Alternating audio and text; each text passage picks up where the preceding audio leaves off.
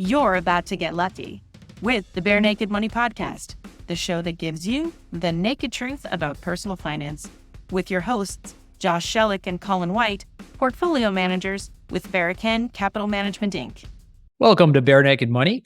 Colin and Josh here, as always, and I have a fantastic investment idea to pitch your way today, Colin. All right, so for the TikTokers in the crowd, this is going to be a real live reacts because they've conspired to come up with something that is apparently so outrageous and something I'm completely unaware of to throw at me. I can't wait, Josh. This is better than Christmas morning. What do you have? So what we're talking about today is something that is called the bank on yourself investment idea, I'll call it, or infinite banking, also referred to. So both very marketable terms.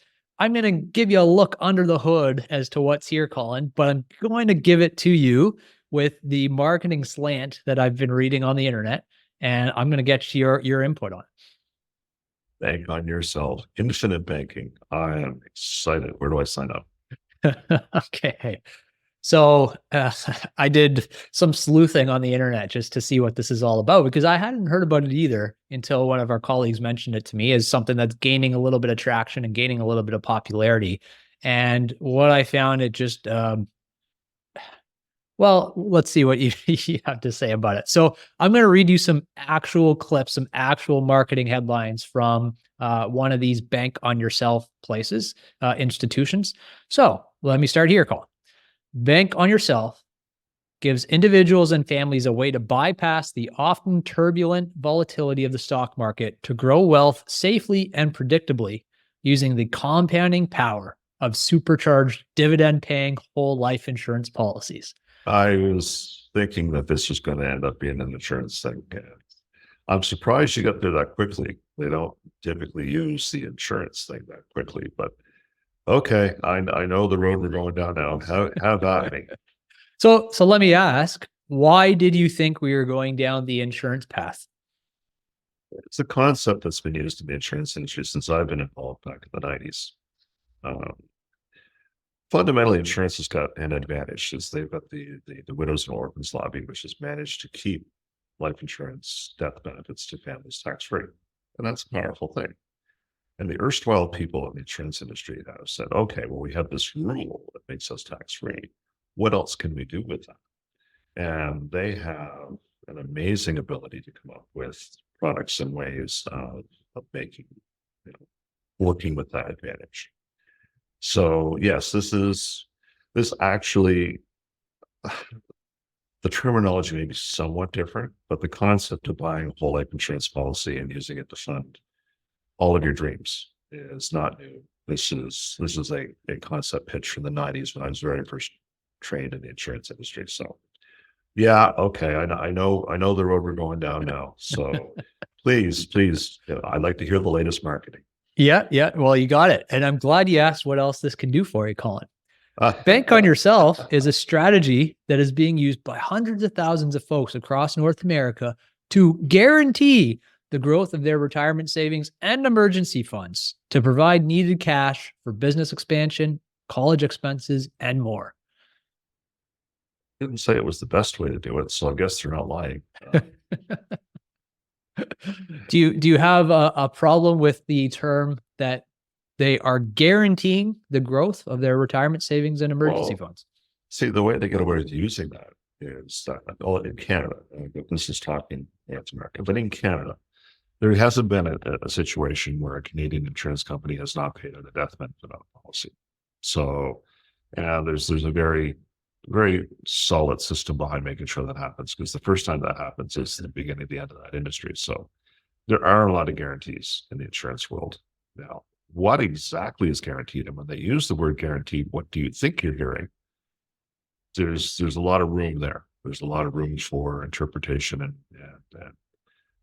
bad expectations. So I think that, you're not going to put your money with a Canadian insurance company and have it all go away.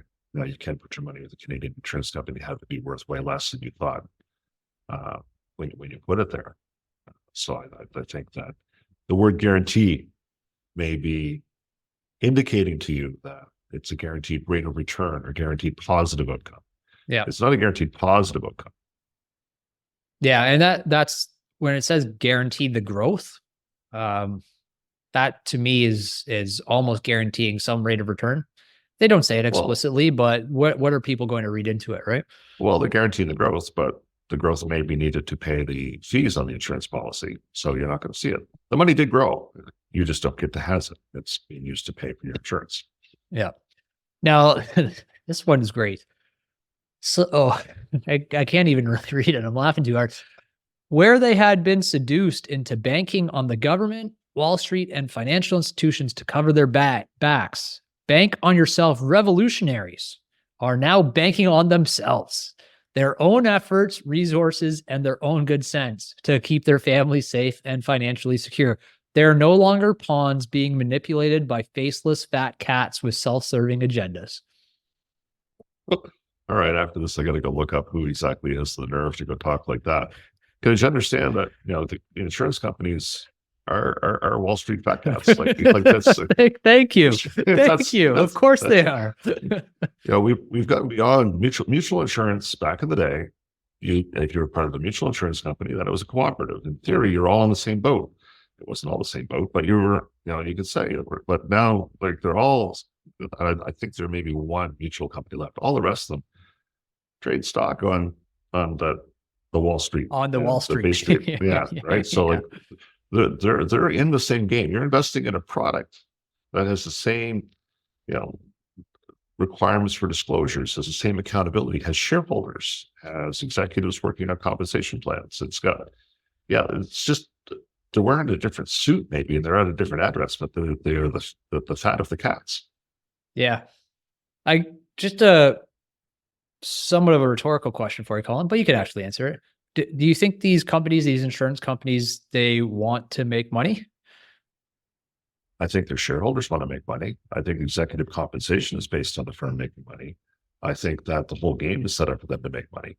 So yeah, this is, this isn't a volunteer thing. Like, they're not a not-for-profit saying, hey, come work with us because we're not for profit and, we're going to make your world better. No, that's not the pitch. And so just to be clear, you think that these whole life policies that they're offering to, we'll call them investors or customers or clients, they are profitable products for them. It wouldn't be out there if they weren't. And if it's a non-profitable product, what will happen is that they'll close it and reopen another one that is going to be profitable for them. But listen, I don't want this to be construed as a complete, blackballing of whole life insurance. No. I'm not a huge fan. I will say that a lot, but there are situations where it can make a lot of sense. But it starts with, hey, what do you want to have happen when you die?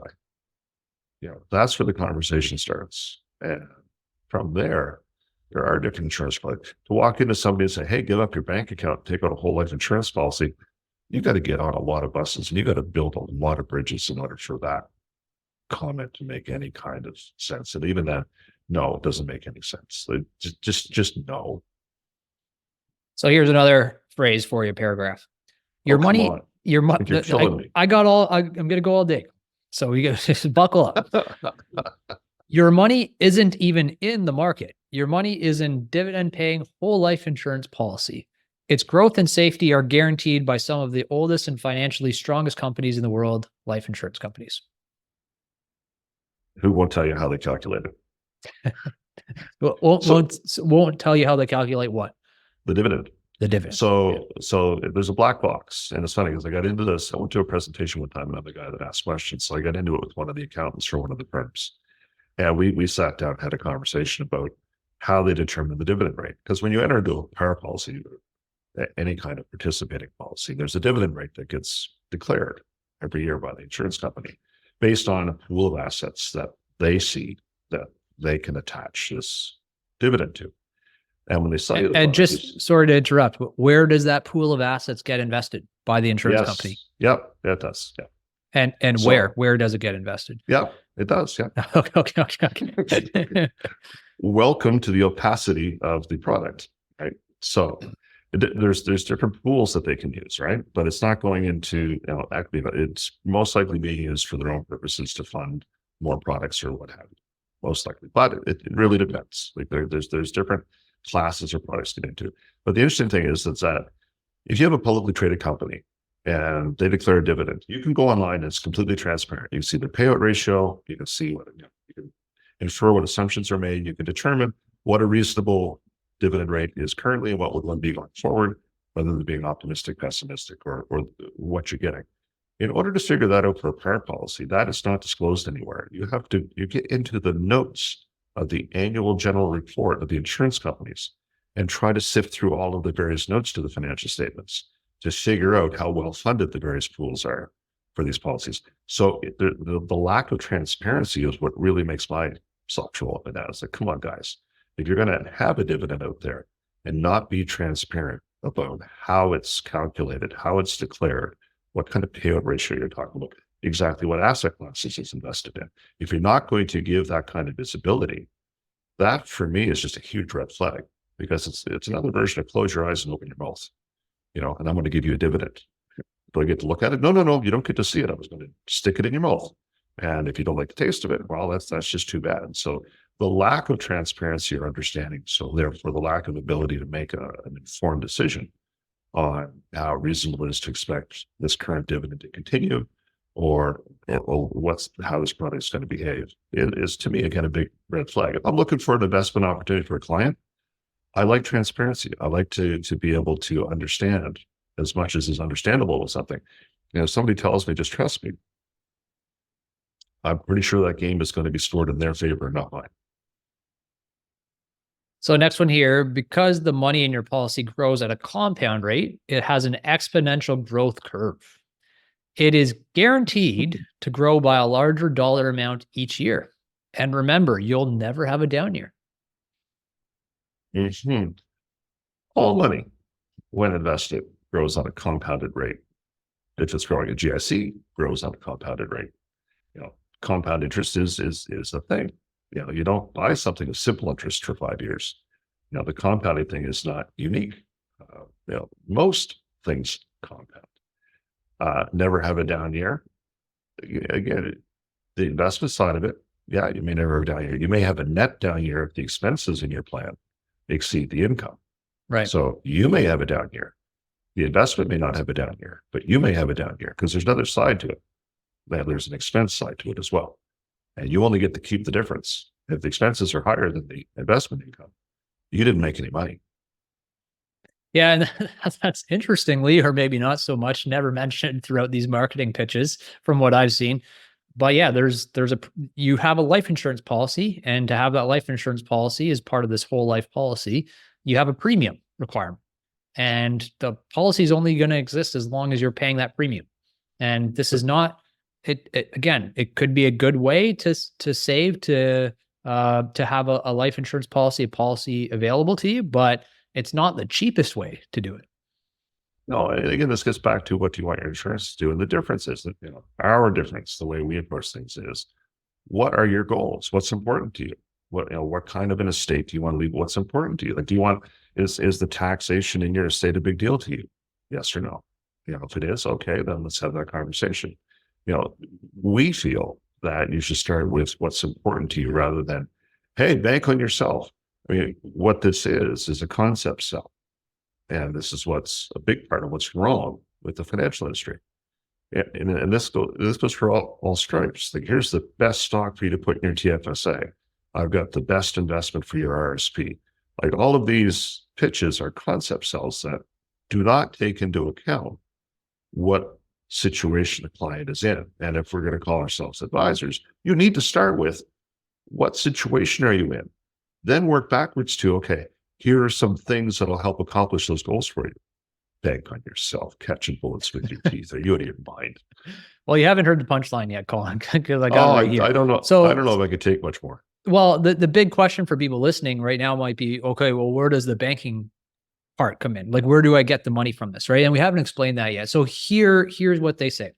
Need money now for an emergency? Pick up the phone, call the insurance company handling your policy, and tell them what you need. They'll ask you 2 questions. How much do you need, and where should we send the money? You can borrow 85 to 90% of your policy's cash value without completing an application and with no processing fees whatsoever. The bank on yourself concept allows you to use your money without liquidating, selling your assets. And borrow against your assets. So the money that you gave us that we didn't spend on premiums that's left over, you can take 85, 90% of that money back. And, Yeah. come on. Hold on. I want $100,000. Well, you got $2,000. No, but I want 100. You said just call you and tell you how much I want it. I want 100,000.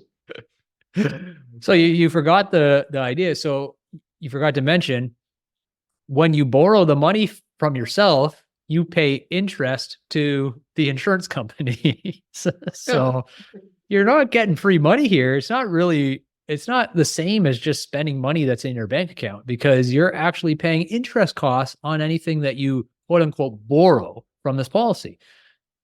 Oh, and again, insurance companies have that caught a little bit because they've done a lot of projections at 0% interest or very low interest rates, right? So you weren't able to borrow against these policies or assets within these policies at an interest rate, of 1-2% at different times in the past. But now that interest rates are real and you're not looking at 7 or 8%, also the math is different.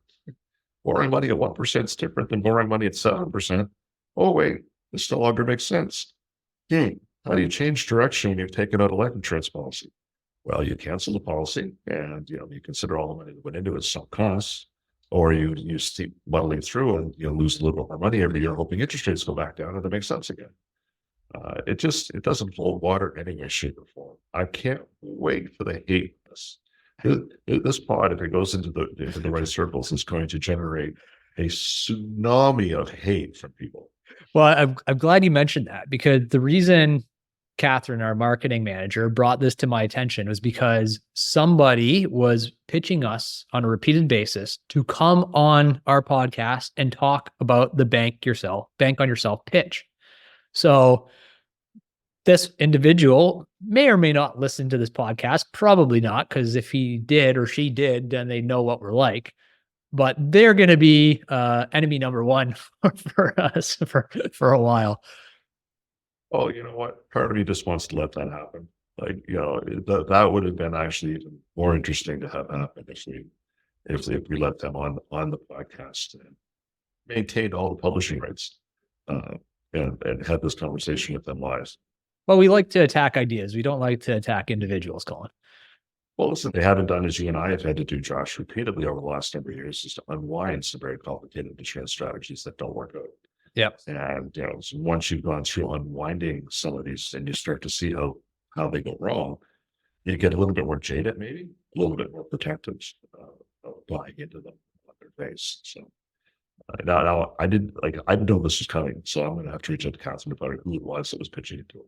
Yeah. And I think we should be very clear. We're not anti-life insurance. We're big proponents of life insurance.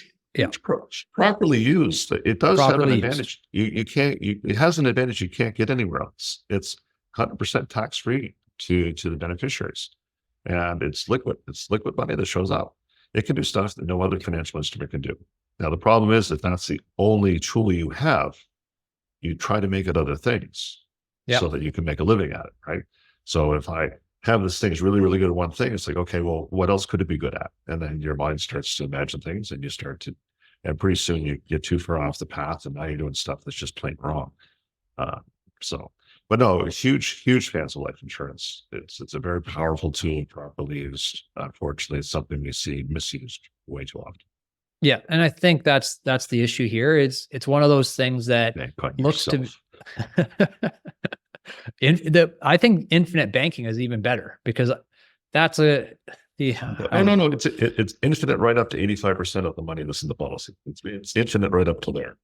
Yeah, 85% of the money that you put in after they've deducted all the premiums. And I love the way that you put that. You can have all your money back after we've deducted all the premiums and we've taken interest costs and we give you 85%. It's just a crazy concept. It's predatory, for sure. It's the way that I've laid this out, the way that this is marketed is predatory, because it's not going to work out the way that they're pitching it working out. And it makes it seem like the greatest thing on earth, which it's not. It comes with all kinds of pitfalls and downsides. Yeah, no, absolutely. And I think predatory is a good way to describe it. People who, who don't understand the products, who are going to just take things at face value. Those are very difficult things. Bank on yourself. Oh, you power yourself. No longer dealing with nameless, faceless thugs on Bay Street. Fat cats is what we call them. Fat cats. Sorry, fat cats. Sorry, I didn't mean to go all thuggy. It's a compelling presentation, but it's just, oh, please don't. If you or anybody you know is banking on themselves, please call urgently. Any last thoughts before we wrap up? No, because I want to get off this call so I can go find out from Catherine who it was who's pitching this, because I want to know if I know them. Well, we won't hold you up any longer. Thanks, Colin. Thanks, everybody. If you're breaking a sweat trying to figure out what your financial advisor is talking about, you're not getting the service you need. You probably hate trying to get an answer from them, but you also think moving your accounts will be a headache, and it might be. But working with don'trocktheboatwealthplanning.com or .ru isn't exactly stress-free, is it? Call us. We will demystify the world for you.